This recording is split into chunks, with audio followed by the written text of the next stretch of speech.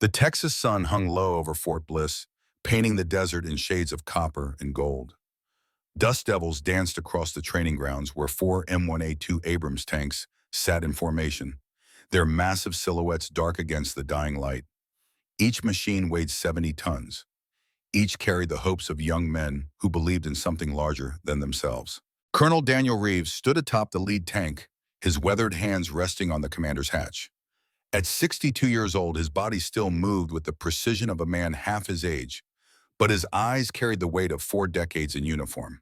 The men called him Ironside, not because he was cruel, but because in 40 years of service, he had never bent, never broken, never left a man behind. Below him, in the gunner's seat, sat Staff Sergeant David Reeves, 34 years old, his son.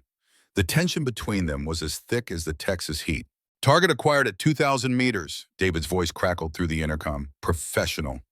Clipped, the way he always spoke to his father during duty hours. Daniel pressed the radio button. Confirm target identification. Confirmed. Simulated Type-72 on ridgeline bearing 045 degrees. Fire when ready." The Abrams shuddered. The 120-millimeter main gun spoke with a voice like thunder splitting the world in half. Downrange, the target erupted in a plume of smoke and debris. A perfect hit. David had always been the best gunner Daniel had ever trained. Perhaps that was part of the problem. Perhaps Daniel had trained him too well and forgotten to tell him he was proud. The radio crackled again. "Good kill, advancing to next position." Daniel didn't respond immediately. He watched his son through the open hatch, seeing only the top of David's helmet, and wondered when the gap between them had grown so wide. Catherine would have known what to say. His wife had always been the bridge between father and son, but Catherine had been gone for 5 years now, and the bridge had collapsed into a canyon neither man knew how to cross. The tank lurched forward, its turbine engine howling like a mechanical beast, 1,500 horsepower pushing 70 tons of armor across the desert floor. Daniel felt the familiar vibration through his boots. This was home, had been home since he was 22 years old and fresh out of West Point, before David was born, before Catherine, before everything except the steel and the brotherhood and the sacred duty of protecting those who could not protect themselves. He thought about retirement. 6 months away now, 40 years in service, 3 wars, Iraq twice, Afghanistan once. Medals he kept in a drawer because wearing them felt like bragging about the worst days of his life. The Medal of Honor around his neck in the ceremony photograph, Catherine beaming beside him, David 7 years old and not yet understanding what the ribbon meant, what it cost. The memory shifted without warning, the way they always did. Fallujah, 2004, his tank taking fire from 3 directions. The building collapsed that trapped a Marine squad.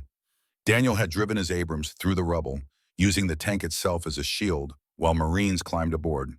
20 men saved, his loader killed by sniper fire during the extraction. Daniel still saw Corporal Martinez's face sometimes when he closed his eyes. "All units halt," Daniel's voice cut through the memory. "End exercise, return to base." The tanks shuddered to a stop. Around them, the other 3 Abrams in the battalion followed suit. 16 men total, 4 crews. Daniel knew every one of them by name, knew their families, knew which ones had nightmares and which ones hid their fear behind bravado. This was what 40 years taught you. Steel could be replaced, men could not. David climbed out of the gunner's hatch, his movements quick and efficient. He was tall like his father, broad-shouldered like his grandfather, but his eyes held something Daniel recognized too well. The need to prove, the hunger to be more than good enough, to be perfect. "That was a clean shot," Daniel said as David dropped to the ground beside him. "Should have been faster. Target acquisition took 3.2 seconds. Regulation is 2.8. Regulation is written by men who have never been shot at." David's jaw tightened. "Is that your way of saying I did well?" The question hung in the desert air between them. Daniel wanted to say yes, wanted to say David was the finest gunner he had ever trained, that watching him work was like watching a master pianist play, that every father's secret dream is to see his son surpass him. But the words caught in his throat the way they always did. 40 years of command had taught him to lead men, but not how to tell his own son he was proud. "You did your job," Daniel said finally. "That's what matters." Something flickered across David's face. Disappointment, maybe. Or resignation. He nodded once sharply and turned toward the barracks. Daniel watched him go and felt the familiar ache in his chest, the one that had nothing to do with age or war wounds. Captain Marcus Webb approached from the second tank, removing his helmet to reveal close-cropped black hair and the kind of smile that could defuse tension in a briefing room. 35 years old, 2 tours in Afghanistan, and the closest thing Daniel had to a protege. If David was the son of his blood, Marcus was the son of his choosing. Another wound in a family already scarred by silence. Sir, permission to speak freely? Daniel nodded. You're going to lose him if you don't talk to him. Really talk to him. He's a soldier. He understands duty. He's your son.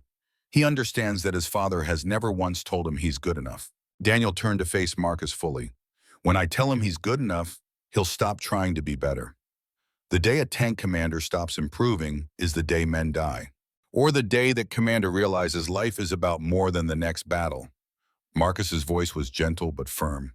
Sir, you got 6 months until retirement. Don't waste them. Before Daniel could respond, his radio crackled to life. Not the tank's internal comms, but his personal unit clipped to his vest. Colonel Reeves, this is command. You're needed at HQ immediately. Priority Alpha. Priority Alpha. The code used only for matters of national security. Daniel's pulse quickened with the old familiar rhythm, the one that came before combat, before the unknown. Roger that, en route. He looked at Marcus. Secure the battalion. No one leaves base until I return. Sir? That's an order, Captain. Daniel climbed into his truck, an old Ford that Catherine had called his other girlfriend, with the kind of affection that made him miss her every single day.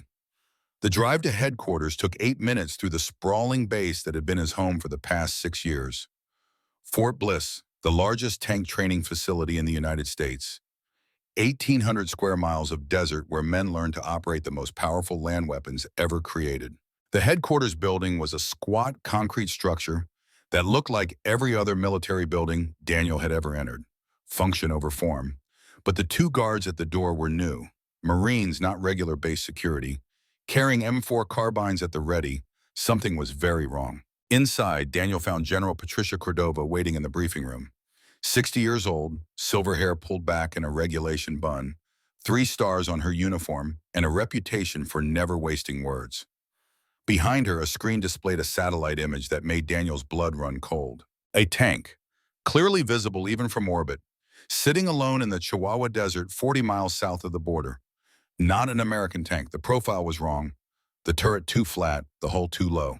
Tell me that's not what I think it is, Daniel said. T-72B3, Russian main battle tank, modified for desert combat, found abandoned 6 hours ago by Border Patrol on routine sweep. Daniel stepped closer to the screen. 40 years of experience let him read the image like a book. The way the tank sat, slightly listing to one side, tracks intact, no visible combat damage, not destroyed, not disabled, abandoned. How does a Russian tank end up in Mexico? General Cordova pulled up another image. This one showed the interior of the tank. Cyrillic letters stenciled on ammunition crates, a maintenance log in Russian, and something else. Spray painted on the turret interior in crude English. 4 more coming. We believe it's cartel, Cordova said. Los Zetas specifically. Intelligence suggests they've acquired 5 T-72s from a black market arms dealer. This one broke down during transport. They abandoned it rather than risk exposure. Daniel's mind raced through the implications. A drug cartel with main battle tanks. The balance of power along the border would shift overnight. Mexican military still used old armor, nothing that could stand against a T-72. And if the cartels got bold enough, if they decided American border towns were fair game, where are the other 4? Unknown, but we have a lead. Cordova pulled up a new image. A man's face, late 50s, weathered features, cold eyes that had seen too much and felt too little. Viktor Kozlov, former Soviet tank commander during the Afghanistan occupation, now an arms dealer operating out of Eastern Europe. We have intel that he personally brokered the sale and is in Mexico now, training cartel crews to operate the tanks. Daniel studied the face. Something about it was familiar in the way all soldiers looked familiar after enough wars.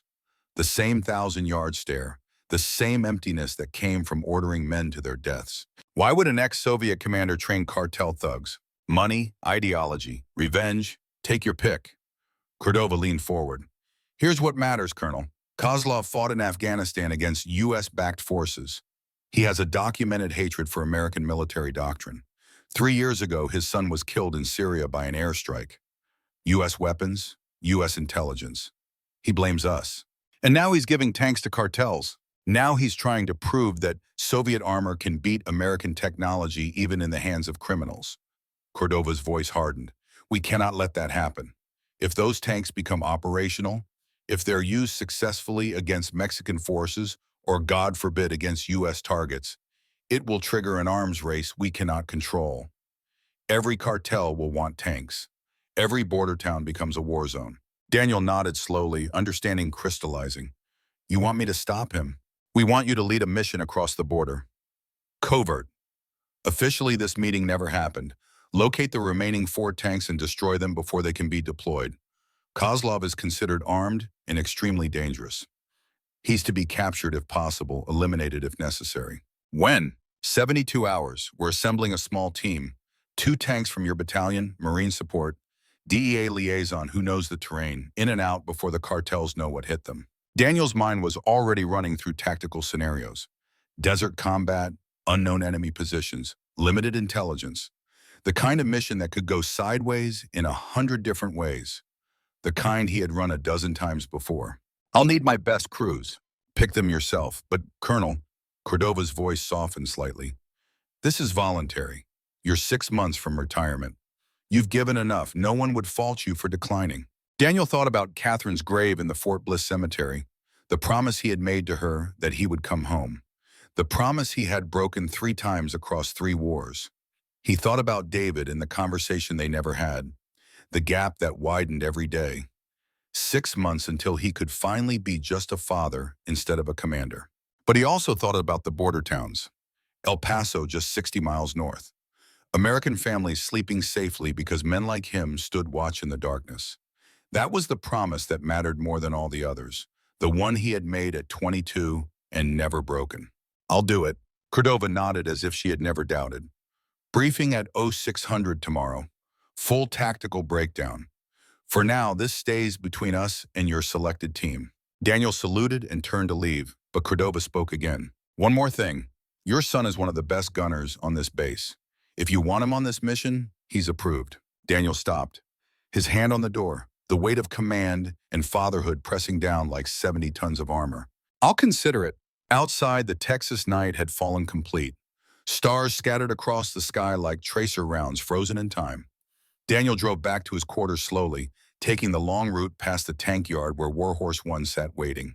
His tank, his home for 6 years. Scarred from training exercises, painted desert tan, with the name Ironside stenciled below the commander's hatch. Inside his small quarters, Daniel sat at his desk and pulled out a worn notebook, Catherine's gift on their 20th anniversary. For the thoughts you never speak aloud, she had written on the first page. He had filled 3 notebooks since then. This was the 4th. He wrote slowly, his handwriting rough from years of signing orders instead of letters. Catherine, they're sending me out again. One last mission. Seems fitting somehow. 40 years and it ends where it began. Hunting tanks in the desert. I should feel afraid, feel old, but all I feel is tired. Tired of the distance between David and me. Tired of being better at commanding strangers than loving my own son.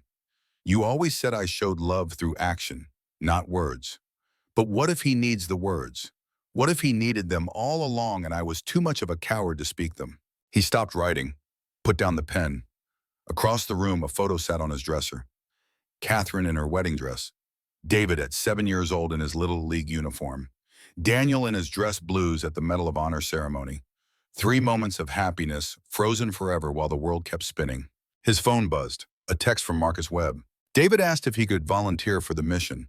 Said he heard something big was happening. What should I tell him? Daniel stared at the message for a long time. Every instinct screamed to say no. To keep David safe on base while he handled the danger alone. But that was the old way. The way that had built walls instead of bridges. Maybe Marcus was right. Maybe this mission was not just about stopping Kozlov, but about proving to his son that he trusted him. That trust was a form of love too. He texted back a single word. Yes. The next morning broke cold and clear. Daniel arrived at the briefing room to find a small group already assembled. Marcus Webb, David Reeves, his face unreadable, 6 other crew members, 2 per tank plus reserves, and a woman Daniel did not recognize. She was perhaps 48, with dark hair pulled back severe and eyes that had seen violence and survived it. Mexican-American if he had to guess, professional bearing, weapon visible under her jacket, DEA most likely. General Cordova made introductions. This is Agent Maria Cortez. She'll be your liaison and guide. Agent Cortez, Colonel Reeves. Maria extended her hand. Her grip was firm. Colonel, I've heard a lot about you. All of it exaggerated, I'm sure. Actually, most of it was terrifying. A slight smile. I lost my brother to Los Zetas 3 years ago. He was Mexican federal police. They killed him because he wouldn't look the other way. So when this mission came up, I volunteered. This is personal for me. Daniel nodded. Personal motivation could be a strength or a weakness depending on how it was controlled. But he saw no instability in Maria's eyes. Only the cold determination of someone who had already grieved and moved forward into action. The briefing began. Cordova pulled up a map of northern Mexico. A red circle marked the location where the abandoned T-72 had been found. 40 miles south of the border. Another circle, farther south, marked their suspected target. Intelligence places Kozlov and the remaining 4 tanks here, a compound in the Chihuahua Desert owned by a shell corporation tied to Los Zetas. Satellite imagery shows recent construction, fortifications, guard towers. This is not just a storage facility. This is a training ground. New images appeared. Thermal scans showing heat signatures consistent with running engines. 4 distinct patterns matching the thermal profile of T-72s. These images are 18 hours old. The tanks are there and they're active. Kozlov is training cartel crews to operate them. We estimate you have 72 hours maximum before those crews are combat ready. After that, all bets are off. Daniel studied the compound layout. Single-axis road from the north. Desert on all sides. Good defensive position for the cartel, but also limited escape routes. Classic siege setup, except they were not laying siege. They were going in fast and hard. What's our ROE? Rules of engagement. The difference between soldiers and murderers. Destroy the tanks, capture or eliminate Kozlov. Minimum collateral damage. The Mexican government knows we're coming, but officially, they don't. You're ghosts. If this goes public, we disavow everything. And if we encounter cartel fighters, they're armed combatants on a legitimate military target. Use your judgment, but understand that we need this quiet. No international incidents, no civilian casualties. Daniel turned to his assembled team. These 8 men would trust him with their lives. He needed to trust them with his. This is voluntary. Everyone here can walk away. No questions asked. No marks on your record. This mission is off book. Dangerous. Illegal by the letter, if not the spirit of the law. But it's necessary. Those tanks in cartel hands represent a threat to every American living near the border. To every Mexican citizen trying to live free of fear. We stop this here, or we fight a larger war later. No one moved. No one spoke. David met his father's eyes across the room, and Daniel saw something there he had not seen in years. Not defiance, not need for approval, just quiet resolution. The look of a man who had made his choice and would live with it. All right then, Daniel turned back to the map. Let's talk tactics. The planning took 4 hours. Routes of approach, fallback positions, communications protocols, medical evacuation procedures. Every contingency mapped and memorized because plans never survive first contact with the enemy, but planning was what kept you alive when everything went to hell. 2 tanks would cross the border at night. Warhorse 1, Daniel's command, with David as gunner. Warhorse 2 under Marcus Webb's command. 8 crew members total, supported by 12 Marines for infantry backup. Maria Cortez would ride with the Marines, providing local knowledge and Spanish translation if needed. They would move fast through 80 miles of desert, avoiding cartel patrol routes that Maria had mapped from DEA surveillance. Hit the compound at dawn when human reaction time was slowest. Destroy the 4 tanks before Kozlov could mount an effective defense. Extract before Mexican military or cartel reinforcements arrived. Simple plan. They were always simple until the first shot was fired. After the briefing, Daniel found David in the motor pool inspecting Warhorse 1's ammunition loadout. 40 rounds of various types, armor-piercing fin-stabilized discarding sabot for hard targets, high-explosive anti-tank for fortifications, canister rounds for personnel at close range.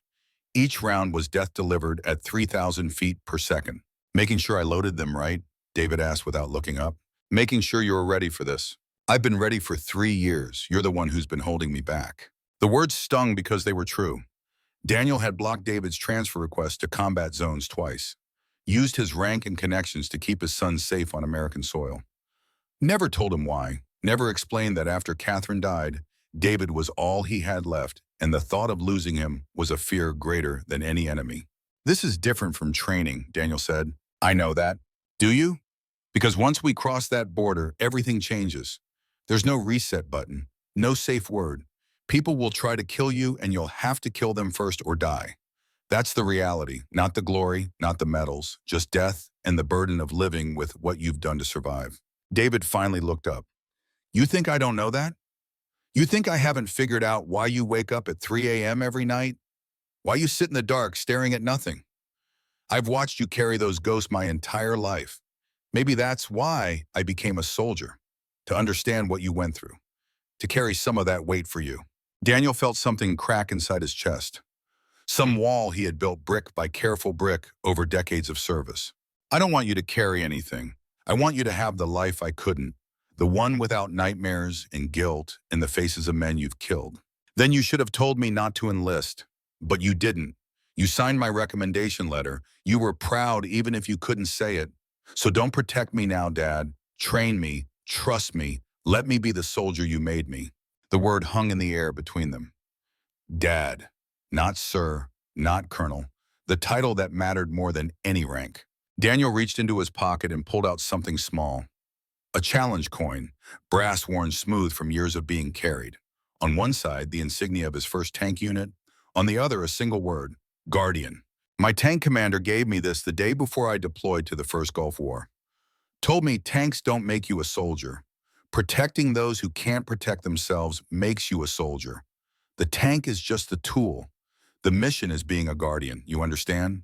David took the coin carefully, as if it were made of glass. I understand. Good, because tomorrow night we roll into hell together, and I need to know my gunner has my back. Always have, always will. Daniel nodded once, sharp and military, then did something he had not done in years. He pulled David into an embrace. Brief, fierce, the kind of hug that said everything words could not. When they separated, both men had tears in their eyes that neither acknowledged. Get some rest, Daniel said. Oh, 600 comes early. That night, Daniel did not sleep. He sat in Warhorse One's commander's seat, feeling the familiar contours of the chair, the placement of the controls, the weight of responsibility that came with this position. Around him, the tank was silent, waiting, patient as stone. He thought about all the tanks he had commanded. The first M1 Abrams in Saudi Arabia, the upgraded M1A1 in Iraq, the M1A2 in Afghanistan, each one a technological marvel, each one just steel and machinery until a crew climbed inside and transformed it into something more, into a weapon, into a shield, into a home. His radio crackled. Maria Cortez's voice. Colonel, you awake? Always. Can we talk, off the record? Come to the motor pool. 5 minutes later, Maria appeared out of the darkness. She climbed up on Warhorse One and sat on the turret beside Daniel's hatch. Couldn't sleep either? Daniel asked. Haven't slept well since my brother died. Some nights are worse than others. Tonight is bad. The anticipation is always harder than the action. Is that what 40 years teaches you? 40 years teaches you that fear is honest and courage is just fear with a mission. Daniel looked at her. You don't have to come tomorrow. We can find another liaison. No, I need to be there, need to see Kozlov's face when we take everything from him the way Los Zetas took everything from me. Revenge is a poor motivation for combat. It makes you reckless. So does love. So does duty. Every soldier fights for something personal even when we pretend it's just about orders. Maria paused. Your son looks at you like you're Superman and Kryptonite at the same time. That's parenthood in one sentence. My brother used to say the same thing about our father. Federal cop, never home, always working. My brother joined the force to make him proud. Got killed making him proud. Our father never recovered. Died 2 years later of a heart attack, but really he died of guilt. She looked at Daniel. Don't die of guilt, Colonel. Tell your son what he means while you still can. I'm trying. Try harder. Tomorrow might not give you another chance. She climbed down and disappeared into the darkness, leaving Daniel alone with his thoughts and the silent steel beneath him. Across the motor pool in the barracks, David lay awake staring at the ceiling. The challenge coin his father had given him rested on his chest, rising and falling with each breath.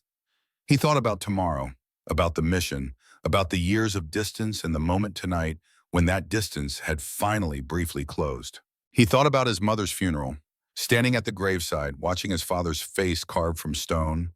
No tears, no emotion, just that terrible military bearing that allowed no weakness. David had cried, sobbed openly, and his father had stood there like a statue while David's world collapsed. That was when the gap had become a canyon. But tonight his father had embraced him, had given him something precious, had called him by name instead of rank. Maybe it was not too late. Maybe there was still time to build a bridge across that canyon. David closed his eyes and tried to sleep but knew he would not. Tomorrow was coming with the inevitability of the sunrise. Tomorrow would test everything he was and everything he hoped to be. In the headquarters building, M1A2 building, General Cordova reviewed satellite images that had come in an hour ago. New intelligence. Troubling intelligence. She reached for her phone and hesitated.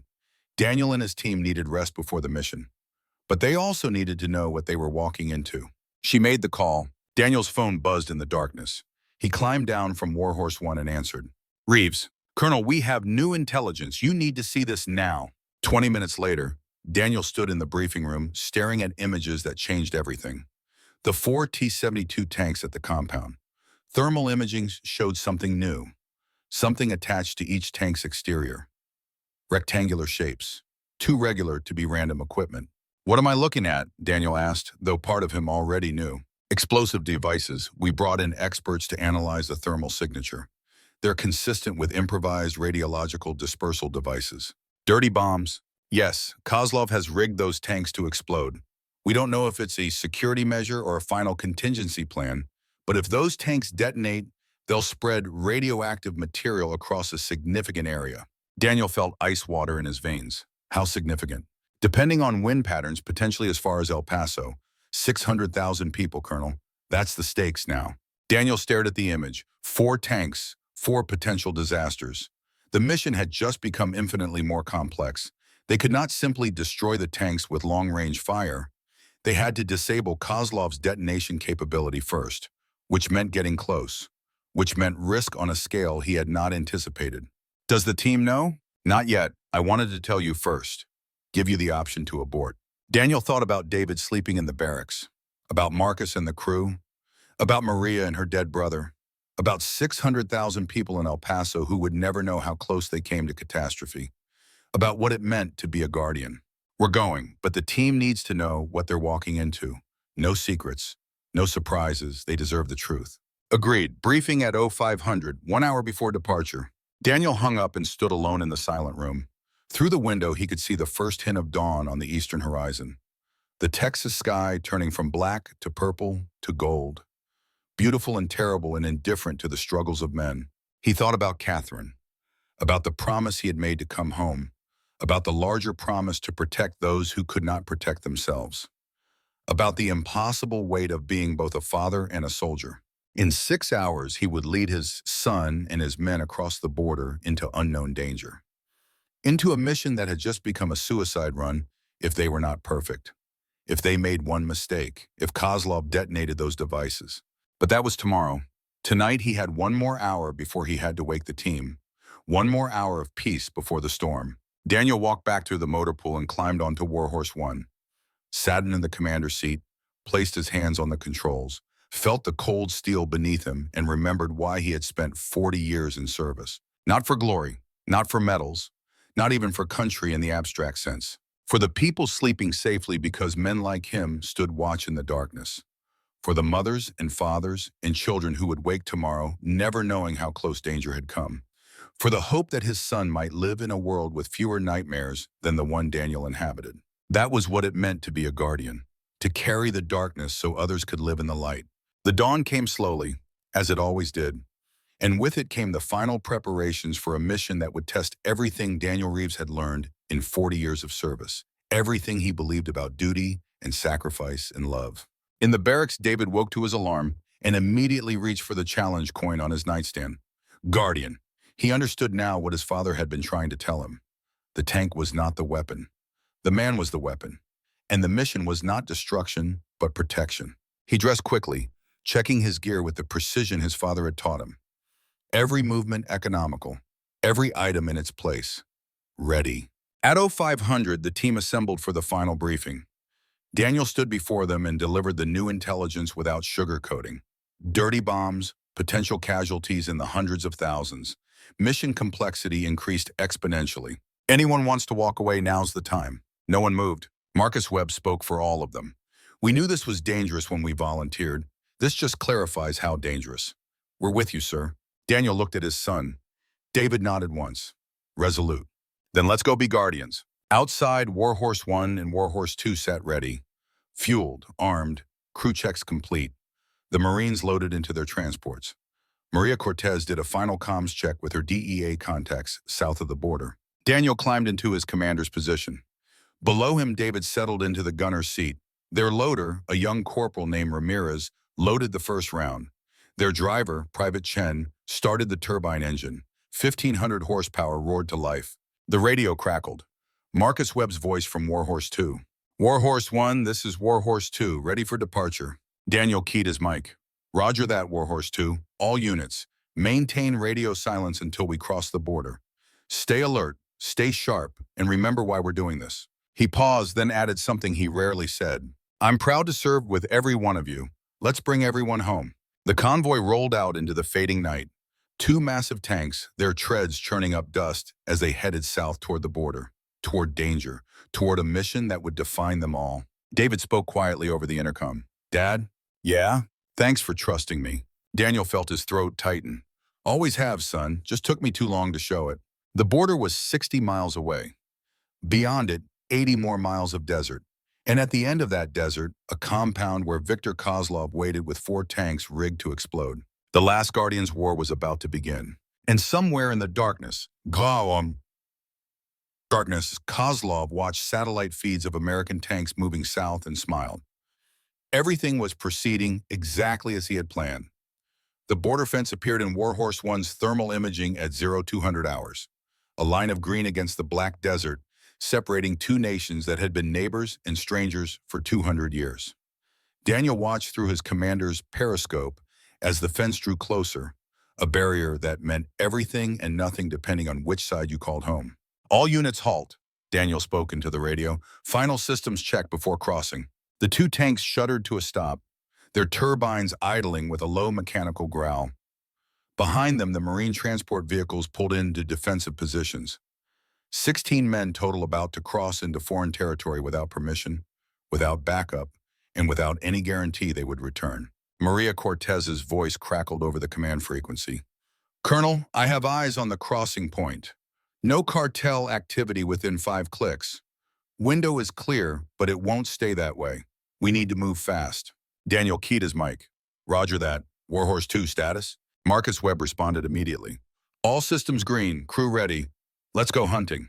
David's voice came through the internal comms, steady despite the tension Daniel could hear beneath it. Thermal sights online, night vision optimal. Main gun loaded with APF SDS. Ready on your order. Daniel took a breath. 40 years had brought him to this moment. Every battle, every loss, every decision that had shaped him into the man he was. And now his son sat 3 feet below him, trusting Daniel to bring him home alive. All units, cross the border. Maintain light discipline and radio silence unless enemy contact. Remember, we're ghosts. The world doesn't know we're here, and it needs to stay that way. Warhorse 1 lurched forward. The fence was not a barrier to 70 tons of armor. Chen, their driver, guided the tank through a gap Maria's DEA contacts had cut hours earlier. The fence posts bent and snapped like matchsticks, and just like that, they were in Mexico. The desert looked the same on both sides. Sand and scrub brush and emptiness that stretched to the horizon. But Daniel felt the change like a physical weight. They were in enemy territory now. No reinforcements, no air support, no cavalry coming over the hill if things went wrong. Just 2 tanks and 20 men against whatever waited in the darkness ahead. Warhorse 2 across, Marcus reported. All units mobile, forming up on your 6. The convoy rolled south through the night, 2 massive tanks leading, Marine vehicles following at a distance to avoid the dust plumes. 60 miles to target, 3 hours at combat speed through terrain that could hide 100 ambushes. Daniel scanned the horizon constantly, his eyes moving in the pattern 40 years had trained into muscle memory. Near to far, left to right, high ground first, then low. Looking for the things that did not belong, the shapes that were too regular, the shadows that moved when nothing should move. David's voice broke the silence. Movement, bearing 270 degrees, range 1,500 meters, single vehicle. Daniel swung his periscope. Through the thermal imaging, he saw it. A pickup truck crawling along a parallel ridge. Cartel scout, most likely. Checking their territory for exactly what Daniel's convoy represented. Warhorse 2, you see it? Confirmed, Marcus replied. Orders? Daniel calculated quickly. Let it go and risk being reported.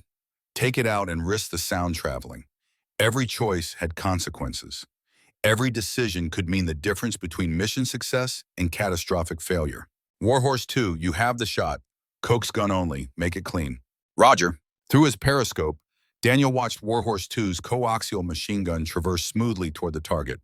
The smaller weapon mounted beside the main gun, designed for exactly this kind of precision work. 7.62 millimeter rounds, deadly at range but quieter than the thunder of the main gun. The machine gun spoke. Tracer rounds arced through the darkness like angry fireflies. The pickup truck's windows exploded. The vehicle swerved, lost traction on the sandy slope, and rolled. Once, twice, 3 times before coming to rest upside down. Target destroyed, Marcus reported. But sir, they got a radio call off, heard it on the scanner before we hit them. Daniel cursed silently. The window had just closed. Somewhere ahead, cartel forces were scrambling, preparing. The element of surprise was dying with every second that passed. All units increased speed. We run hard for the target. No more stealth. This is now a race. The tanks accelerated. 50 tons of steel moving at 40 miles per hour across open desert. Not fast by highway standards, but terrifying when you considered the mass. The ground shook. The turbine engines howled. Dust rose in clouds that would be visible for miles. Maria's voice came urgent over the radio. Colonel, DEA intel shows increased radio chatter, cartel forces mobilizing south of your position. They know something's coming, but not what. You've got maybe 90 minutes before they're organized enough to matter. 90 minutes to cover 40 miles and destroy 4 tanks rigged with dirty bombs. Daniel had operated on tighter timelines, but never with stakes this high. The desert rolled past in shades of gray and green through the night vision. Ancient riverbeds, rock formations that looked like sleeping giants, the bones of the earth exposed and waiting. This was land that had seen violence long before cartels and tank battles. Apache and Spanish conquistador, Mexican revolutionary and American cavalry. Blood had been watering this sand for centuries. 30 miles from target, the terrain changed. Rocky hills rising on either side, natural choke points that made Daniel's tactical instincts scream. This was ambush country, perfect killing ground for anyone who knew the land and had the patience to wait. All units weapons hot, Daniel ordered. David, scan those ridge lines. Anything that looks like a fighting position, I want to know about it. Roger that. David's hands moved across his controls with the fluid precision of a concert pianist. The gun turret traversed slowly, thermal sights sweeping the high ground. I've got, contact. Multiple contacts, bearing 090 degrees, range 2,000 meters. Infantry positions on the ridge. I count at least 20 fighters. Daniel swung his periscope. Through the thermal imaging, human figures glowed white against the cool desert. Men crouched behind rocks. Weapons visible. RPGs almost certainly. Maybe heavy machine guns. A classic ambush setup waiting for prey to enter the kill box. But they had been spotted too early. The advantage of surprise belonged to Daniel now. Warhorse 2, take the left side of that ridge. We'll take the right. He rounds, suppress that position before they can get organized. Roger, engaging. Both tanks opened fire almost simultaneously. Not the armor-piercing rounds designed to kill other tanks. High explosive shells meant to turn rock and earth into shrapnel. The ridge exploded in geysers of fire and dust. Men scrambled, died, ran. The Marines dismounted and advanced on foot, their rifles chattering as they cleared the survivors. Professional, efficient, brutal. This was what happened when you ambushed American armor. You did not win, you just chose how you wanted to die. Ridge secure, the Marine lieutenant reported. 23 enemy KO. found RPGs, heavy machine guns, and radio equipment. This was a planned ambush position. Acknowledged, mount up, we keep moving. But Daniel knew what the ambush meant. Kozlov had been watching, waiting. The abandoned scout vehicle had given them away, or maybe Kozlov had other surveillance Daniel had not detected. Either way, the Russian knew they were coming, which meant the compound would be ready. 20 miles from target, the radio crackled with a voice Daniel had never heard but recognized instantly from intelligence briefings. Accented English, cold, amused.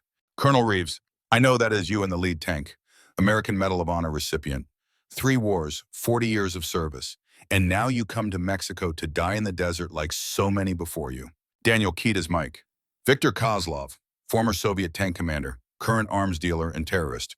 We're coming for those tanks. Surrender now and you might live to see trial. Kozlov laughed. The sound was like metal scraping stone. You think I fear American justice? I have lost everything that mattered to me. My country, my ideology, my son. What you call justice, I call revenge. And revenge is all I have left. Then you'll die for it. Perhaps, but I will not die alone. You see, Colonel, I know why you are here. Not just for the tanks, for what is attached to them, the radiological material. You cannot simply destroy my T-72s from a distance. You must come close. Disable the detonators, which means entering my compound, fighting on my terms. In terrain I have prepared for months. Daniel felt ice in his chest. Kozlov knew everything, which meant this was not just a mission, it was a trap, and they were driving straight into it. Even if you kill me, Kozlov continued, I have rigged dead man switches. If my heart stops, the tanks detonate. If I do not enter a code every 2 hours, they detonate. You need me alive to disarm the devices, which means you cannot simply blow apart my compound from a distance. You must come inside, fight tank to tank, and hope you are better than I am. The transmission cut off. Silence filled the radio. Daniel could hear his crew breathing over the internal comms. Could feel the weight of Kozlov's words settling on all of them like lead. Maria's voice came quiet. Colonel, he's right. If those devices detonate, the fallout reaches El Paso within 6 hours depending on wind. We need him alive to get the disarm codes. I know. Marcus Webb keyed in. Sir, this is a trap. He's baiting us into close quarters combat where his advantages multiply. We should consider alternatives. What alternatives, Captain? Pull back and let those tanks become operational? Let Kozlov sell the next batch to whoever has the money? We came here to do a job. The job just got harder. That's all. But it was not all, and Daniel knew it. Kozlov had turned this from a strike mission into a hostage situation where the hostages were 600,000 people who did not know they were at risk. The only way to save them was to go into Kozlov's compound and beat him at his own game. David spoke over the internal comms, his voice steady. Dad, we can do this. Warhorse 1 is the most advanced tank in the world. Those T-72s are 40-year-old Soviet designs. Technology advantage is ours. Technology doesn't mean anything if the tactics are wrong. But Daniel felt a surge of pride at his son's confidence. You're right, though. We have advantages. Better armor, better targeting systems, better crew training. We use those advantages and we can win this. The compound appeared on thermal imaging at 0500 hours. A square of buildings surrounded by walls, guard towers at each corner, and in the center, clearly visible, even from 5 miles away, 4 T-72 tanks arranged in defensive positions facing the single access road. Daniel called a halt and pulled up the satellite imagery on his command display. The compound was exactly as intelligence had described, but intelligence images were hours old. Kozlov had had time to prepare additional surprises. All right, here's how we do this, Daniel said over the command net. The access road is a kill zone. Anyone who drives down it dies. So we don't use the road. We punch through the wall on the east side where satellite shows the thinnest construction. Warhorse 1 leads. Warhorse 2 follows at 50-meter interval. Marines provide suppressing fire and secure our flanks. Once inside, we split. I take T-72s on the north side. Marcus, you take south, fast and violent. Don't give them time to react. And Kozlov, Maria asked? We keep him alive until the detonators are disabled. After that, he's yours. The plan was simple because complicated plans fell apart under fire. Get inside, kill the tanks, capture Kozlov, extract. Daniel had executed variations of this mission dozens of times, but never with his son's life depending on getting it perfect. All units advance. Combat speed. When we hit that wall, we hit it hard enough to bring it down on the first try. David, I want main gun ready. First T-72 you see, you kill it. Roger that. Warhorse 1 surged forward. The turbine screamed as Chen pushed the accelerator to maximum. 70 tons of armor accelerating like a runaway freight train. The compound wall grew larger in Daniel's periscope. Closer, closer. 200 meters. Guard tower opened fire with heavy machine gun. Rounds bounced off Warhorse 1's armor like rain on steel. Ineffective against composite armor designed to stop anti-tank missiles. 100 meters. Daniel could see the fear on the guard's face as the tank bore down on him. The man jumped from the tower and ran. Smart. 50 meters. Daniel braced. Impact. The wall exploded inward. Concrete and rebar disintegrating under 70 tons moving at 40 miles per hour. Warhorse 1 burst through in a shower of debris and kept moving. Behind, Warhorse 2 followed through the gap. And then they were inside Kozlov's kill box. The compound opened up before them. Buildings on 3 sides. The 4 T-72s exactly where satellite had shown them. But the tanks were not stationary. They were moving, engines already running, crews already mounted. Kozlov had been waiting for this exact moment. Contact front! David's voice sharp. T-72 at 11 o'clock. Range 800 meters. Moving to firing position. Identified. Fire when ready. The moment stretched. David's hands on the controls, his eye to the sight, compensating for range, for movement, for wind and temperature, and 1,000 variables that separated good gunners from dead gunners. This was what Daniel had trained him for. This moment. This shot. The main gun fired. The Abrams rocked back against its suspension. Downrange, the T-72's turret exploded in a fountain of flame. Catastrophic kill. The crew never knew what hit them. Good kill, Daniel said. Traverse right. Second target bearing 045 degrees. But the second T-72 was already firing. Daniel saw the muzzle flash, felt more than heard the shell as it passed overhead. Close. Too close. The T-72 gunner was good. Better than cartel thugs should be. Kozlov had been training them well. Evasive, Daniel shouted to Chen. The driver threw the tank into a hard turn. The second T-72 round hit where they had been 3 seconds earlier. The explosion rocked the compound, but Warhorse 1 was already moving, already repositioning.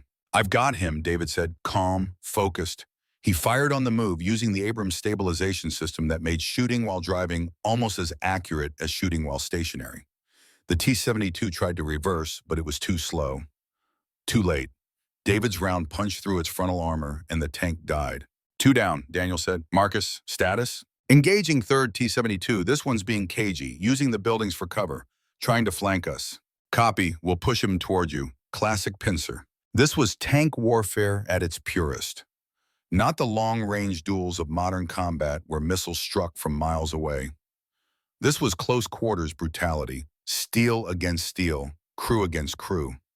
The way tank battles had been fought since the first armored vehicles rolled onto the battlefields of World War I. Warhorse 1 advanced through the compound, Chen navigating around buildings and debris. David's turret traversed constantly, searching for the third T-72. The Marines had dismounted and were clearing buildings, searching for Kozlov and any infantry support. The radio crackled. Kozlov's voice again, but different now. Stressed, angry. You are better than I expected, Colonel, but you have forgotten something. The detonators, they are not on the tanks. They are here, with me, and I am watching you through my rifle scope right now. Daniel's blood went cold. He scanned the buildings through his periscope. Dozens of windows, hundreds of firing positions. Kozlov could be anywhere. David, button up, close your hatch, now. But I need visibility for the next shot. That's an order. Close the hatch. David dropped into the turret and sealed the commander's hatch just as a rifle shot rang out. The bullet hit Daniel's periscope housing and ricocheted away. If David had been exposed, if his head had been out of the turret, that bullet would have killed him. Sniper, Daniel called over the radio. All units, Kozlov has overwatch position. Stay buttoned up. Another shot. This one hit Warhorse 1's turret and sparked off into the dawn. Kozlov was using a heavy caliber rifle, 50 caliber probably, big enough to penetrate vision blocks and kill crew members caught in the open. Marines, find that sniper, Daniel ordered. Take him alive if possible, but take him either way. The 3rd T-72 chose that moment to attack. It rolled out from behind a building at point-blank range, 200 meters, impossibly close for tank combat, its gun already traversing toward Warhorse 1's vulnerable side armor. David saw it first. Contact right, 50 meters. There was no time for procedure, no time for coordination. David fired on pure instinct. The shell hit the T-72's track and blew it apart. The tank slewed sideways, immobilized but not destroyed, its gun still working, still dangerous. The T-72 fired. At 50 meters, even an old Soviet tank gun could penetrate modern armor if it hit the right spot. The shell struck Warhorse 1's side skirt and detonated the reactive armor blocks. The explosion was massive. The tank rocked. Alarms shrieked. "Damage report," Daniel shouted. Ramirez, their loader, responded. "Side armor compromised but holding. Reactive blocks blown. If he hits us again in the same spot, we're dead." "Then we don't give him another shot. David, finish it." David reloaded and aimed with the cold precision of a surgeon. The T-72 was trying to traverse its damaged track, trying to bring its gun to bear for a second shot. But the Abrams was faster. David fired. The round entered the T-72's turret ring where the armor was thinnest and traveled downward into the crew compartment. The tank didn't explode, it simply stopped, killed from the inside. "3 down," Daniel reported. "1 to go. Marcus, where are you?" Static. Then Marcus's voice strained. "We're hit. Track damage. Warhorse 2 is immobilized." "Repeat." "We are immobilized. The 4th T-72 is moving to finish us." Daniel's heart hammered.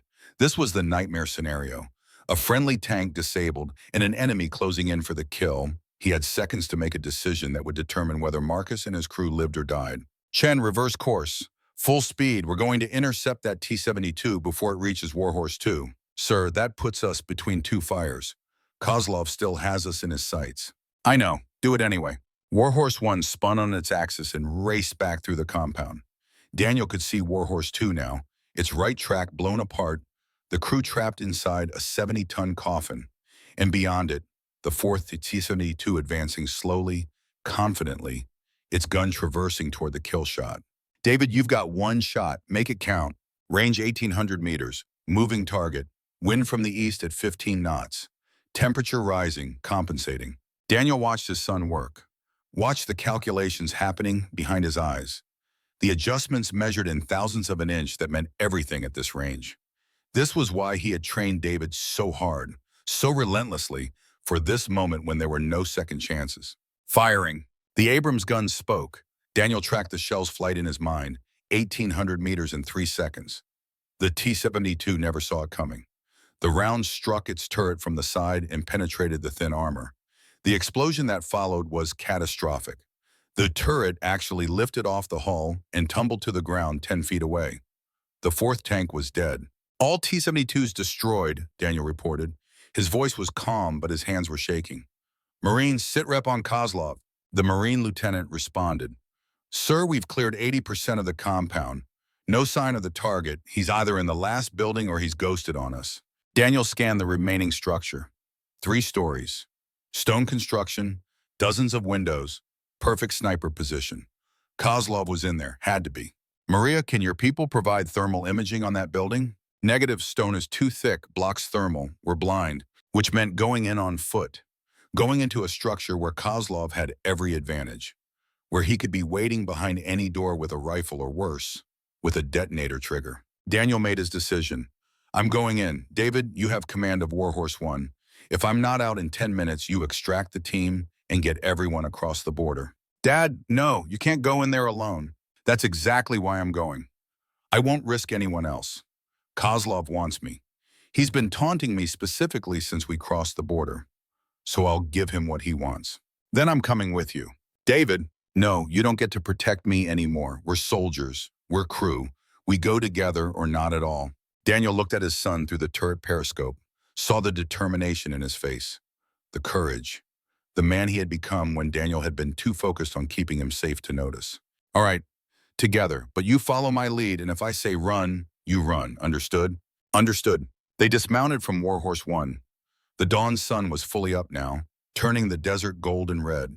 The compound looked like a battlefield from some ancient war.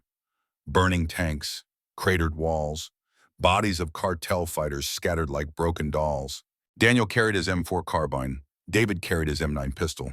Neither weapon would stop a determined enemy with a rifle at range, but they were what infantry carried, and right now they were infantry. The Marines formed a perimeter around the building. 6 men would go in with Daniel and David.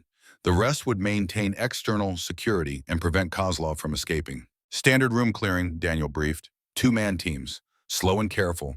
Kozlov has a detonator and we need him alive, so watch your fire discipline. Wound if you can, kill only if necessary. They stacked up at the building entrance. Daniel took point. David behind him. The Marines following. Daniel counted down with his fingers. 3, 2, 1. They breached. The building's interior was dark after the bright desert sun. Daniel's eyes adjusted slowly. Hallway, doors on either side, stairs leading up. Too many places for an ambush. Too many angles to cover. They moved like dancers in a deadly ballet. Each step coordinated, each movement covering the angles. Doors kicked open, rooms cleared, empty, all empty. Second floor, same procedure. Adrenaline singing in Daniel's veins.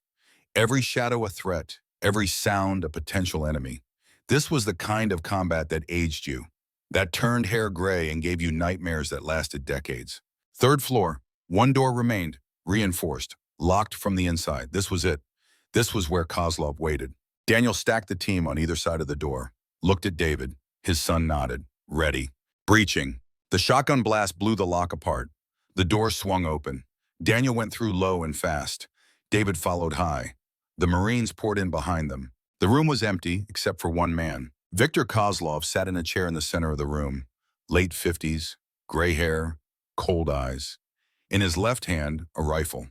In his right hand, a small device with a red button, the detonator. Colonel Reeves, Kozlov said. His voice was calm, almost pleasant. Thank you for accepting my invitation. I have been waiting for you. Daniel kept his rifle trained on Kozlov's chest. It's over, Victor. The tanks are destroyed. Your cartel friends are dead. Put down the detonator and you might survive this. Survive? Kozlov laughed. Why would I want to survive? I told you, I have lost everything. My country betrayed me. My ideology crumbled. My son died because of American weapons. What is there to survive for? Justice, accountability, facing what you've done. Justice is a word that the victors use to justify punishing the defeated. I am beyond justice. I am beyond caring. Kozlov's thumb rested on the detonator button. But I will make you an offer, Colonel, a trade. My life for yours. What? The detonator has 2 settings. One destroys all 4 tanks immediately. The other gives you 10 minutes before detonation. Enough time for your men to escape to a safe distance. But only if I release this button. The moment I die, my thumb releases, the button triggers, and everyone in this compound dispels in radioactive fire. Daniel's mind raced through the implications. Kozlov had turned himself into a human dead man switch.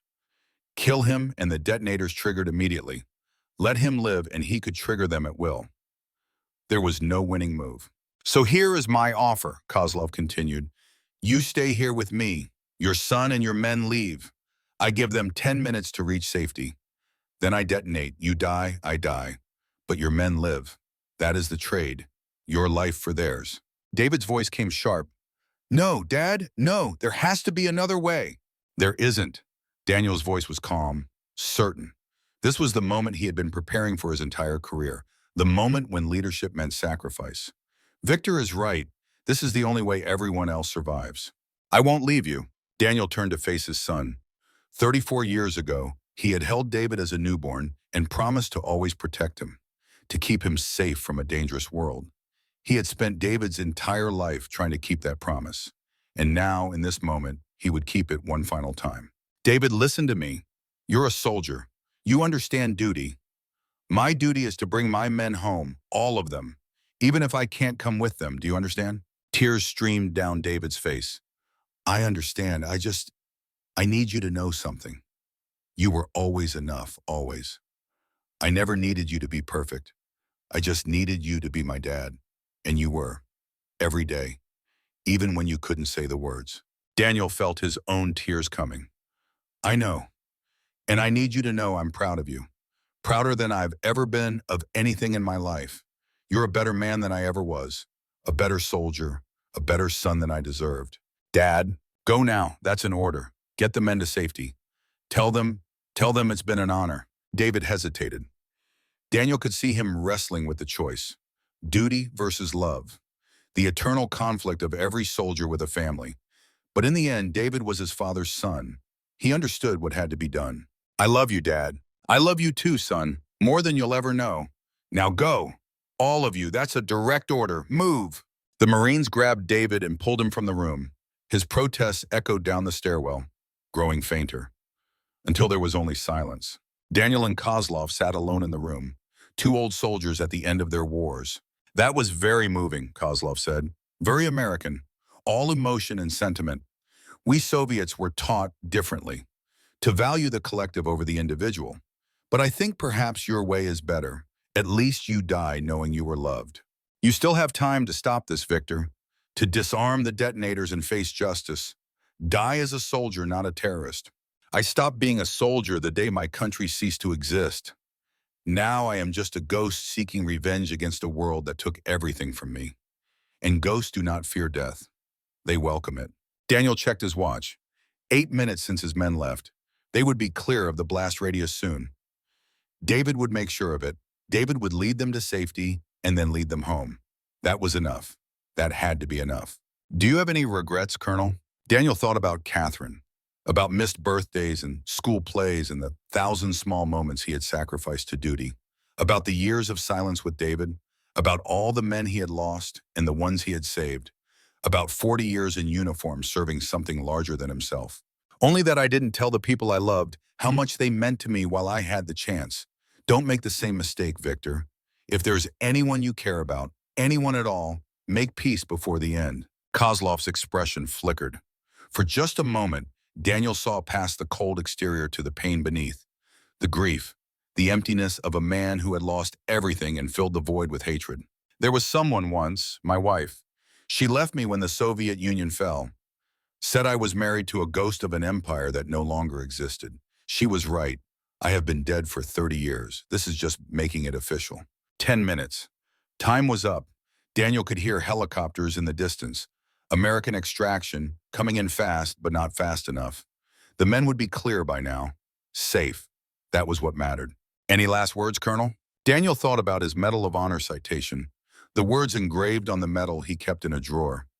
For conspicuous gallantry and intrepidity at the risk of his life above and beyond the call of duty. That was what this moment was. Not glory, not heroism, just duty. The final duty of a soldier who understood that some things were worth dying for.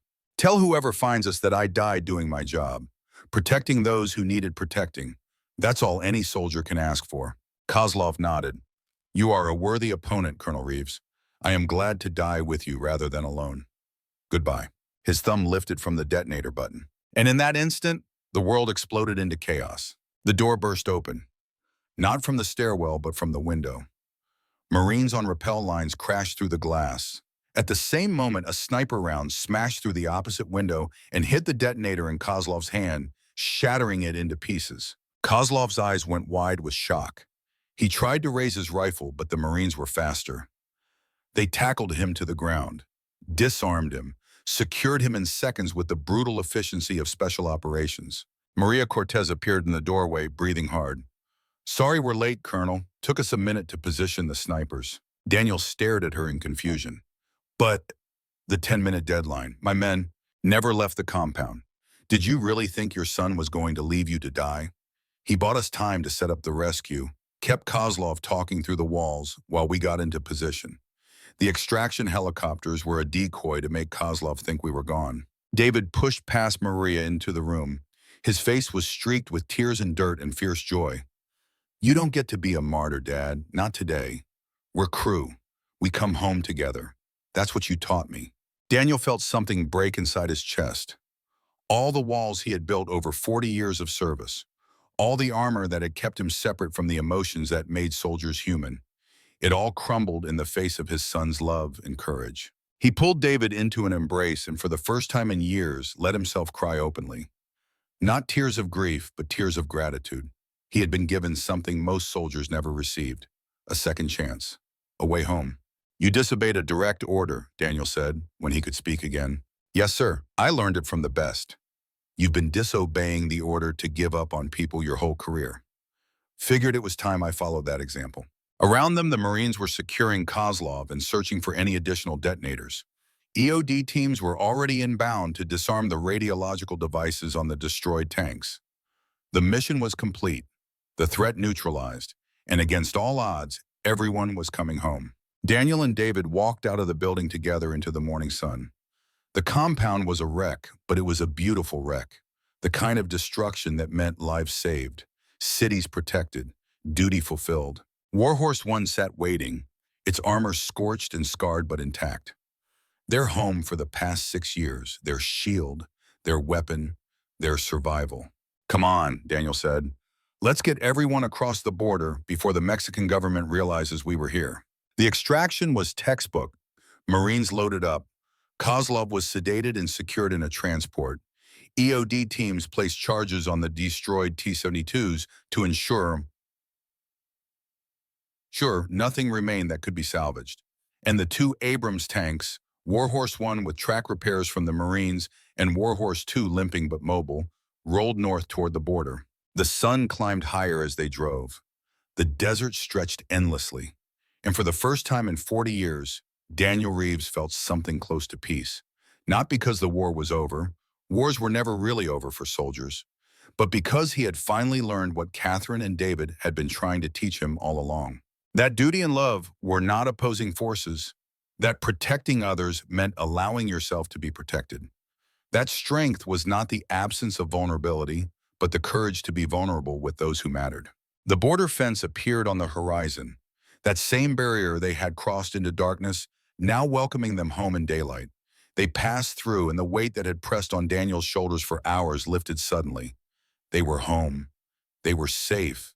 They had won. At Fort Bliss, General Cordova was waiting with medical teams and debriefing officers. The mission had been a success, but it would take days to process everything that had happened, to document, to classify, to file away in archives that might not be open for 50 years. But that was tomorrow's problem.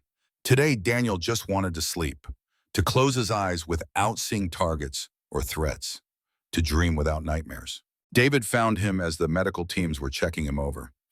Hey, Dad, they're saying we should get checked out for radiation exposure. Precautionary. Good idea. You go ahead. I'll catch up. Dad, David's voice was serious. What you were going to do back there?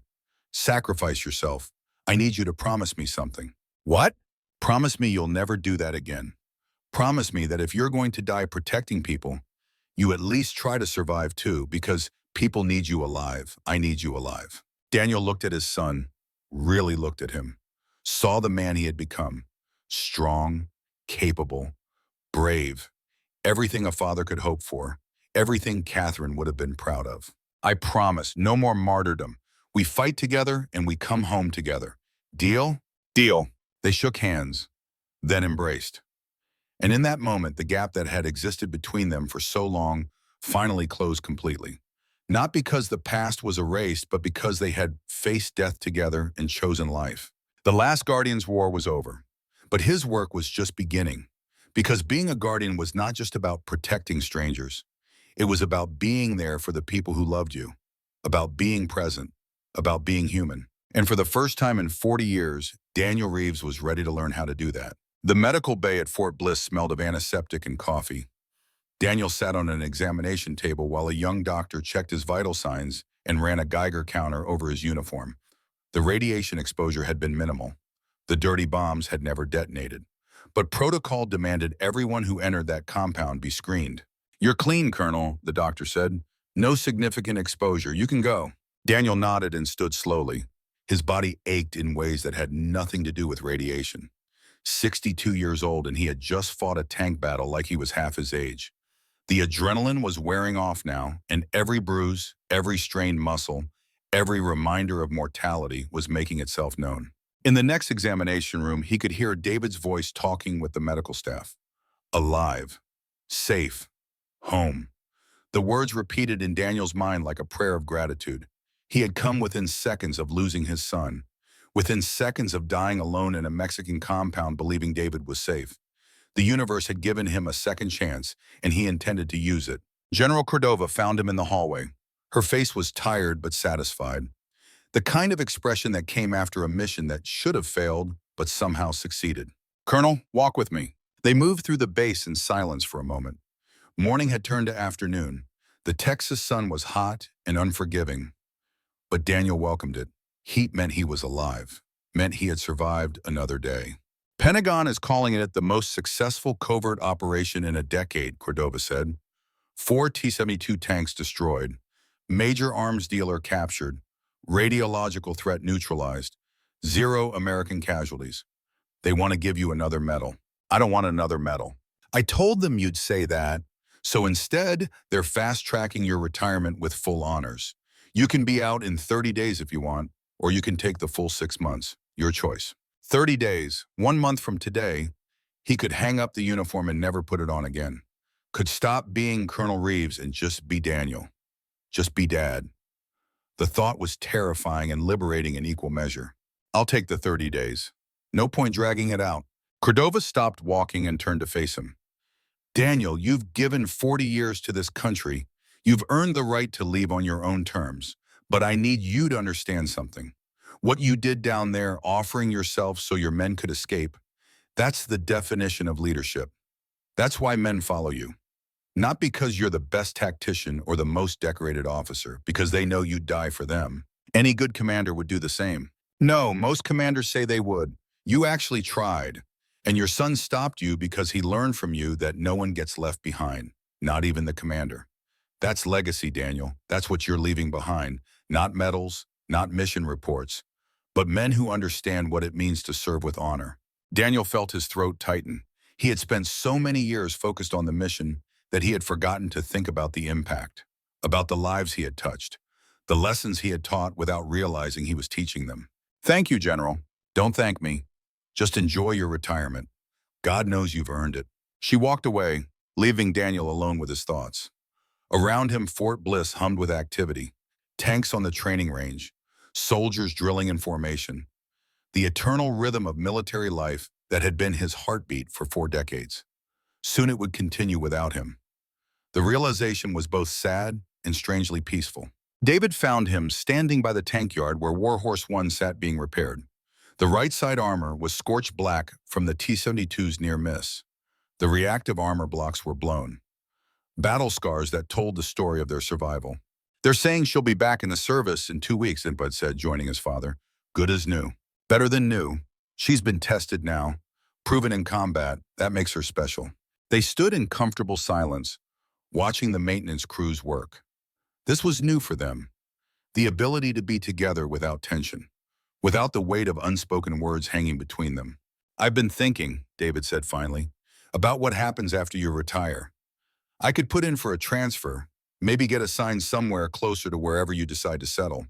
We could have dinner on weekends, watch football, normal family stuff." Daniel smiled. "I'd like that, but David, you need to live your own life, not spend it taking care of your old man." "That's not what I'm saying.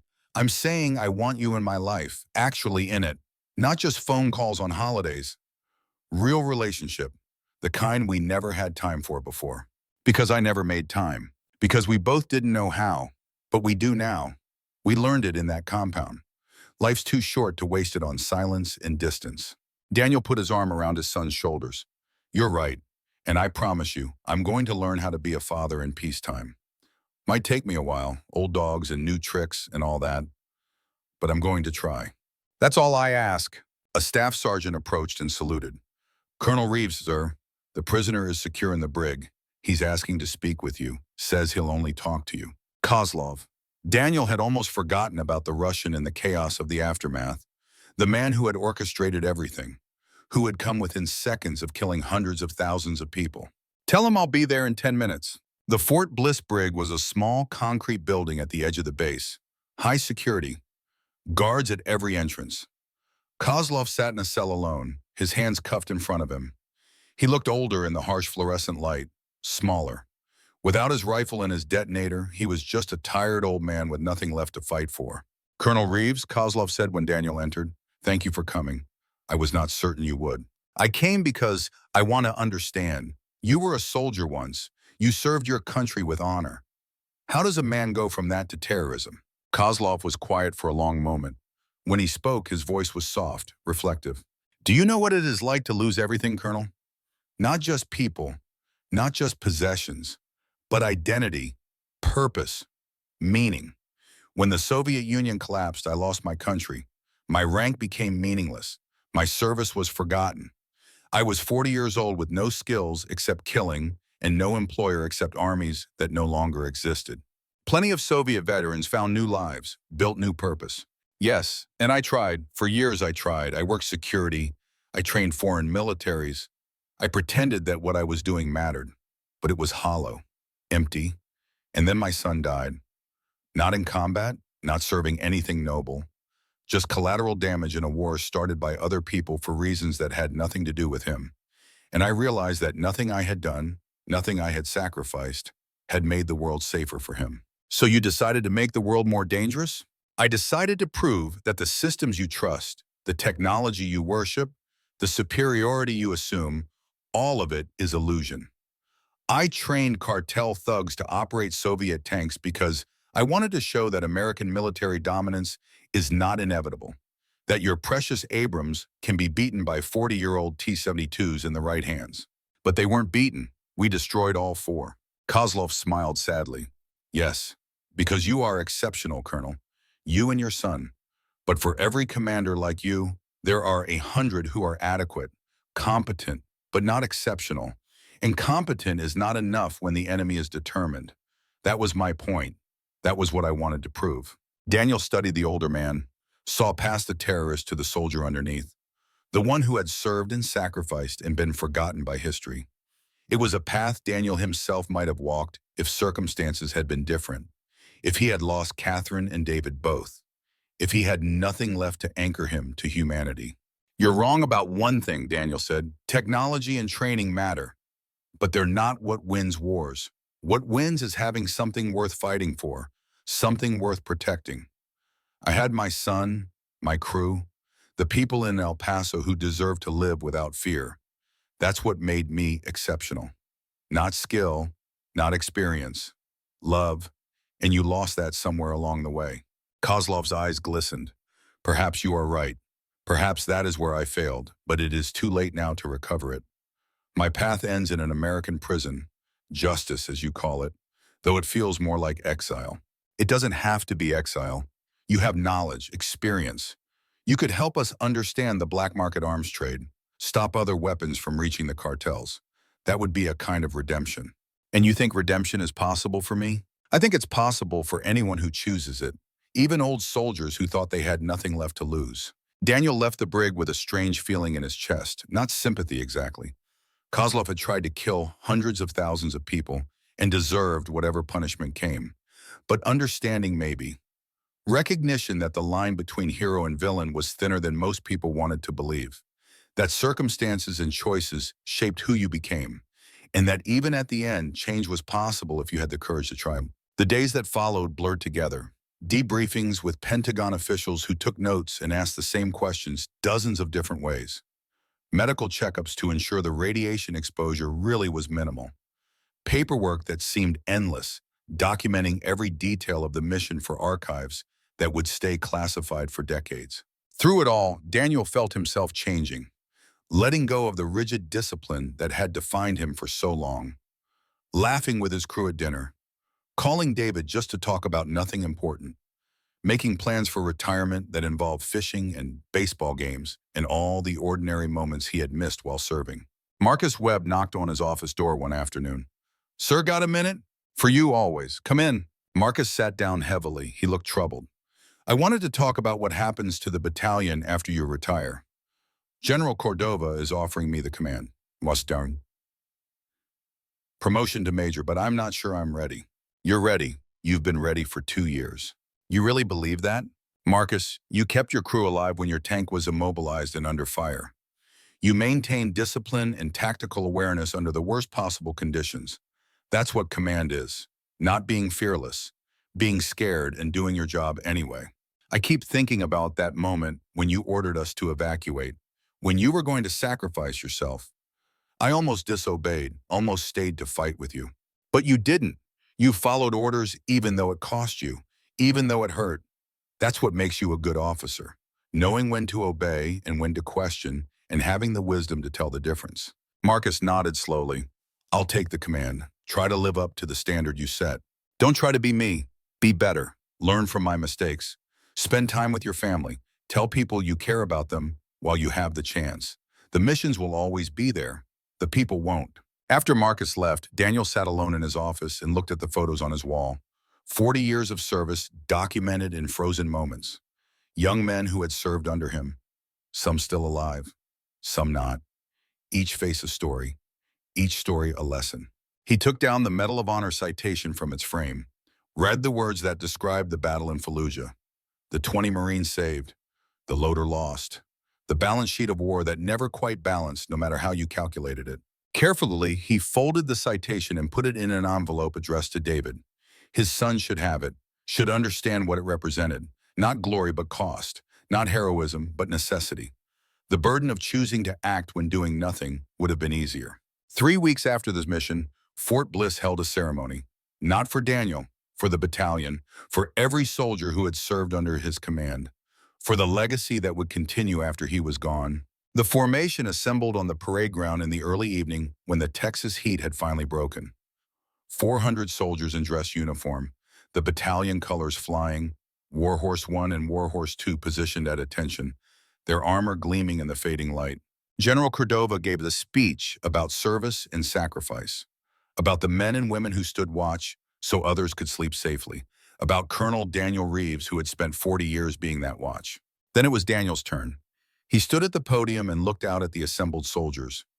Young faces mostly, kids who had been born after he joined the service, who had never known a world without him in uniform, and now they would have to. I'm not good with speeches, Daniel began. Never have been. I'm better with actions than words. But today I need to use words because actions aren't enough to say what needs saying. He paused, gathering his thoughts. 40 years ago, I put on this uniform for the first time.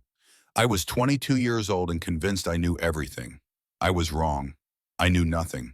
I had to learn, and the learning came from soldiers like you, from crew members who trusted me with their lives, from commanders who shaped me into a leader, from enemies who taught me the cost of mistakes, from everyone I served with and served under and served for. He looked directly at David, standing at attention with his unit. I learned that tanks are just steel, impressive steel, powerful steel, but steel nonetheless. What makes them weapons is the crew inside. What makes the crew effective is trust. And what builds trust is knowing that your commander will never ask you to do anything he wouldn't do himself. That your brothers will never leave you behind. That no matter how bad things get, you face them together. His voice grew stronger. In 3 weeks, I take off this uniform for the last time. But the lessons stay. The brotherhood stays. The commitment to protect those who need protecting stays. That doesn't retire. That's not something you do because you wear a uniform. It's something you do because of who you are. He pulled out a challenge coin from his pocket, the same one his first tank commander had given him, the one he had given to David, worn smooth from decades of being carried. My commander gave me this 40 years ago, told me the tank is just a tool. The mission is being a guardian. I've carried this coin through 3 wars and more battles than I can count, and now I'm passing it forward. He called Marcus Webb to the front, handed him the coin. Major Webb, this battalion is yours now.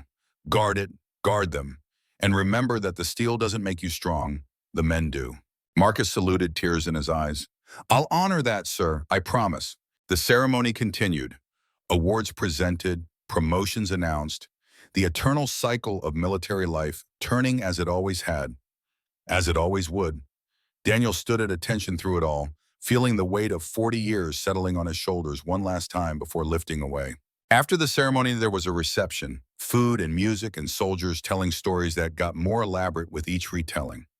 Daniel moved through the crowd, shaking hands, accepting thanks, saying goodbye to faces that had been part of his life for years or decades. David found him near midnight when most of the crowd had dispersed. They stood together looking out at the motor pool where Warhorse 1 sat silent and dark. Weird to think you won't be commanding her anymore, David said. She's in good hands, your hands. They're giving me War Horse 1, making me the new commander. I think they want to keep the legacy going. Daniel felt pride swell in his chest. You've earned it. You're ready. I'm scared I'll mess it up. You will. Everyone does. What matters is how you handle it when you do. Learn from the mistakes. Protect your crew. And remember that being a good commander means being a good human being first. David was quiet for a moment. Then he said, Mom would be proud of you, of how you finished, coming home instead of dying for some abstract concept of duty. I almost didn't come home. You saved me from that, from becoming so focused on sacrifice that I forgot what I was sacrificing for. We saved each other. That's what crew does. They embraced, father and son, soldier and soldier. Two men who had learned the hard way that strength was not the absence of vulnerability, but the courage to be vulnerable with those who mattered. The final weeks passed quickly. Daniel processed out of the military with the kind of efficiency that came from 4 decades of dealing with bureaucracy, turned in his equipment, signed his separation papers, received his retirement orders. On his last day in uniform, he woke early and drove to Fort Bliss one final time. The base was quiet in the pre-dawn darkness. He made his way to the tank yard where Warhorse 1 waited.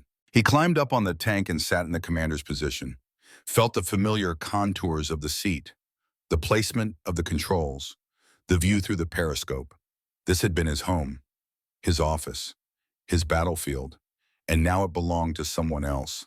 Thank you, he said quietly to the steel beneath him, for bringing me home every time, for protecting my son, for being the weapon I needed when I needed it. The tank didn't respond, couldn't respond. It was just metal and machinery. But Daniel felt heard anyway, felt the completion of a chapter that had lasted 40 years. He climbed down and walked to the memorial wall where names of fallen crew members were engraved in granite. 23 names, men he had served with, men who had died under his command or alongside him in battles stretching back decades. He placed his hand on the wall and spoke to them. I'm heading out, leaving the battalion in good hands. Marcus will take care of them. David, too. The mission continues even though I'm done, and I want you all to know that I never forgot you. Never stopped carrying you with me. You made me who I am. Thank you for that. Rest easy now. The watch is in good hands. The sun rose over Fort Bliss, painting the desert in gold and crimson. Daniel stood alone at the memorial wall and watched the light spread across the base. This was his last sunrise as a soldier. Tomorrow he would wake as a civilian. The thought was both frightening and full of possibility. David appeared out of the morning shadows. Figured I'd find you here. Saying goodbye. It's not goodbye. You're just starting a new chapter. I know. Doesn't make it less strange. They walked together to the main gate where Daniel's truck was parked. His belongings were already packed.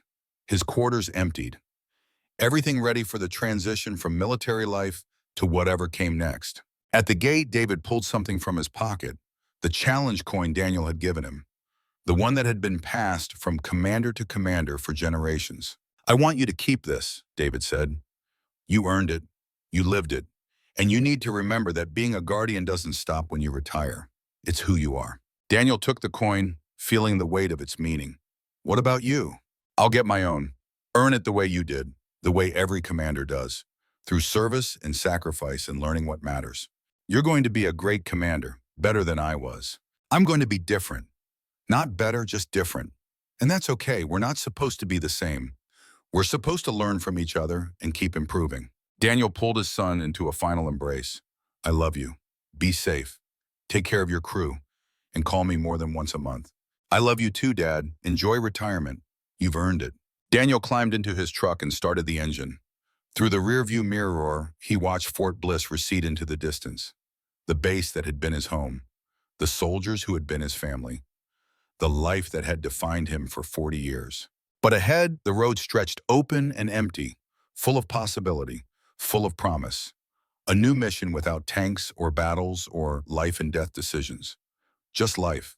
Simple, ordinary, beautiful life. He drove north toward the small ranch he had bought outside El Paso. 3 bedrooms, a porch with a view of the desert. Room for David to visit. Room for the grandchildren that might come someday. Room for him to finally learn how to live without the weight of command. The ranch was empty when he arrived. He walked through the rooms slowly, imagining how they would fill over time. Photos on the walls. furniture that was comfortable instead of functional, the accumulation of a life lived at peace instead of war. He stood on the porch and looked out at the desert stretching to the horizon. Somewhere out there, Fort Bliss continued its eternal mission. Tanks rolled, soldiers trained, the Guardian watch continued. But it continued without him now. He had passed the torch, had given everything he had to give, and now it was time to rest. His phone buzzed, a text from David, a photo of Warhorse 1 with a new nameplate, LT David Reeves, Commander.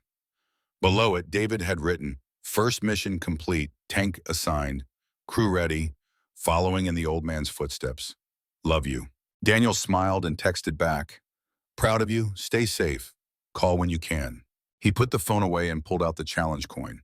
Guardian, the word that had defined his service, that had shaped his choices, that had cost him so much and given him everything that mattered. But Guardian didn't just mean soldier. It meant father, friend, citizen, anyone who chose to protect those who needed protecting. The uniform was gone, but the mission remained, just in different form, smaller scale, more personal, no less important. The sun climbed higher, warming the desert air. Daniel sat on his porch and let himself simply exist. No reports to file, no battles to plan, no decisions that meant life or death, just silence and space and the freedom to be. For the first time in 40 years, he felt something close to peace. Not because the war was over. Wars were never really over for soldiers. The memories remained. The nightmares came. The cost never fully paid.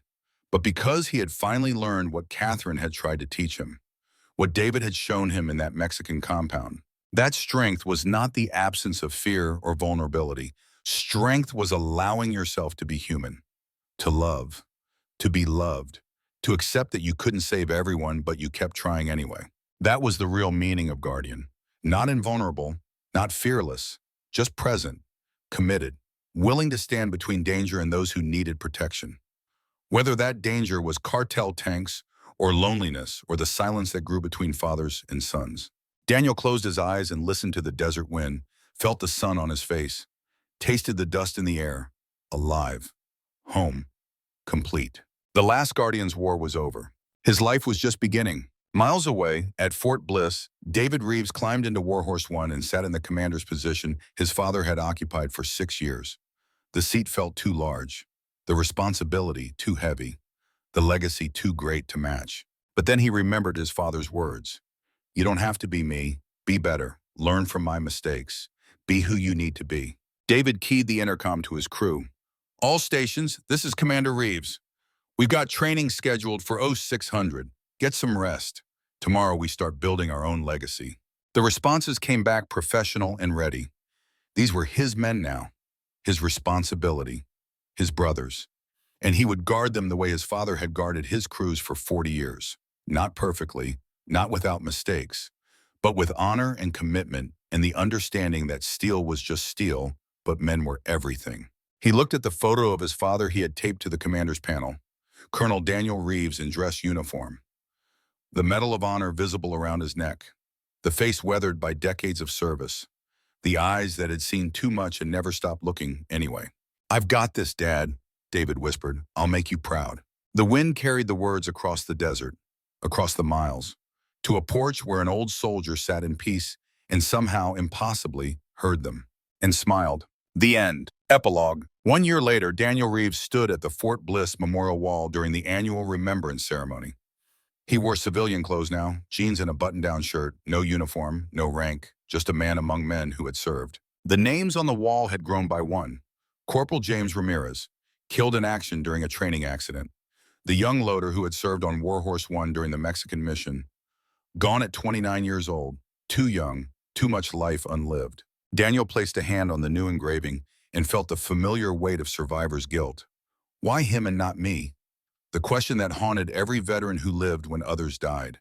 The question that had no answer except to keep living. To honor the fallen by living well. David appeared beside him in dress uniform. Promoted to captain now. Commander of the entire tank battalion at 35 years old. Rising fast, making his own legacy. "Hey, Dad." "Hey, son. How are you holding up?" "Hard." Ramirez was a good kid, good soldier. It shouldn't have happened. It never should. But it does, and we carry them. That's all we can do. They stood together in silence. Two guardians, one retired, one active, both understanding the cost of service, both willing to pay it anyway. You staying for the ceremony? David asked. Wouldn't miss it. The ceremony was simple. Names read aloud, stories shared, tears shed, the eternal ritual of remembrance that bound the living to the dead. That reminded everyone why they served, what they served for. Afterward, Daniel and David drove to the ranch together. Catherine's photo sat on the mantel now, surrounded by pictures of David's recent promotion, of Marcus Webb receiving his Medal of Valor, of the battalion's continued service. They sat on the porch and watched the desert sunset in comfortable silence. This was what peace looked like. Not the absence of pain or memory, just the presence of love, connection, purpose beyond the mission. I've been thinking, David said, about starting a family, getting married, the whole civilian side of life you've been telling me about. Daniel smiled. Anyone special? Maybe. Woman I met at the officers' club. She's a pilot, understands the life, understands why I disappear sometimes into my own head. Figured you might want to meet her. I'd like that.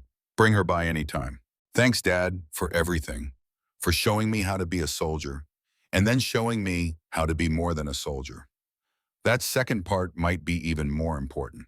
It is, because the uniform comes off eventually, but who you are, that stays forever. They sat until full dark, father and son, watching stars appear one by one across the desert sky. The same stars that had watched over battlefields and training grounds in quiet moments like this for millennia. Eternal and indifferent and beautiful. Daniel thought about the journey. 40 years from scared young lieutenant to retired colonel. From distant father to present parent. From guardian of soldiers to guardian of his own soul.